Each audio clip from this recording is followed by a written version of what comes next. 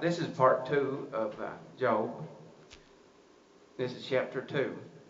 Again, there was a day when the sons of God came to present themselves before the Lord, and Satan came also among them to present himself before the Lord.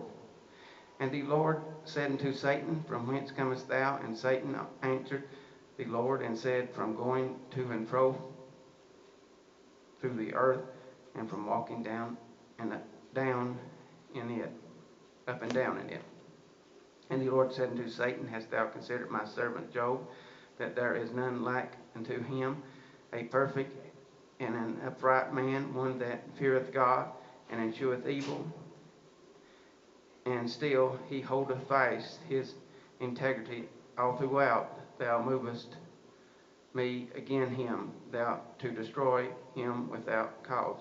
And Satan answered the Lord, and said, Skin for skin, yea, all that a man hath will he give to his life. But put forth thine hand now, and touch his bone and flesh, and he will curse thee to thy face. And the Lord said unto Satan, Behold, he is in thy hand, but save his life. So went Satan forth from the presence of the Lord, and smote Job sore with sores, boils from the sole of his feet unto the crown of his head, from the sole of his feet into the crown. So he couldn't get no rest, couldn't get no ease with it. And he took him a potsherd and scraped himself without, and he sat down among the ashes. Then said his wife unto him, Dost thou still retain thine integrity? Curse God and die. But he said unto her, Thou speakest as one of the foolish women speak. What shall we receive good at the hand of God? And shall we not receive evil? In all this did not Job sin with his lips. You know, if that would have been me, no telling what anybody would say if they'd been in pain like that. Now when Job's 3 friends heard of all the evil that was come upon him, they came, every one his own place, and I can't pronounce their name, Eliphaz, and Taman, and Bildad the Shunammite, and Zophah, and Naamathitte,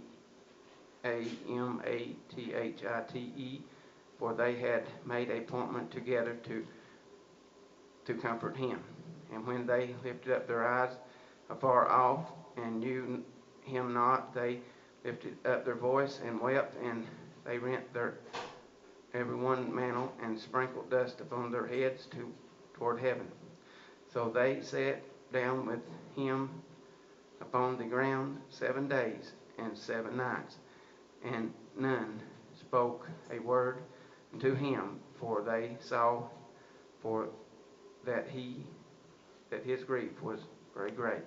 I'm going to go over here before I get done, to Job chapter, I think it's 19. Yeah, 19, verse 23 and through 27. Oh, that my words were now written on, that they were printed in a book, that they were grieved with an iron pen, and laid in the rock forever. For I know that my Redeemer liveth, and that he shall stand at the latter days upon the earth. And though after my skin worms destroy this body, yet in my flesh shall I see God, whom I shall see for myself, and my eyes shall behold, and not another. You know, Job faced a lot, but the Lord ended up blessing him, and he ended up getting more than he had before. And right here in chapter 42, he faced all them trials, but the Lord seed him through every bit of it, and that's the way he'll do for us, you and me. He'll see us through. 42 and verse 10, And the Lord turned the captivity of Job when he prayed for his friends. Also the Lord gave Job twice as much as he had before. Then came there unto him his brethren, and all his sisters, and all that they had been of his acquaintance before, and did eat bread with him in his house, and they bemourned him. and comfort him over all the evil that the Lord had brought upon him.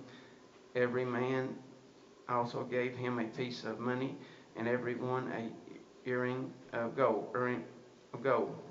So the Lord blessed the latter end of Job more than his beginning, for he had 14,000 sheep, 6,000 camel, 1,000 yokes of ox, and 1,000 asses. He had 7 sons and 3 daughters, and he called the name of the first Jemima, the name of the second Kezia, and the name of the third Kerenhappuch.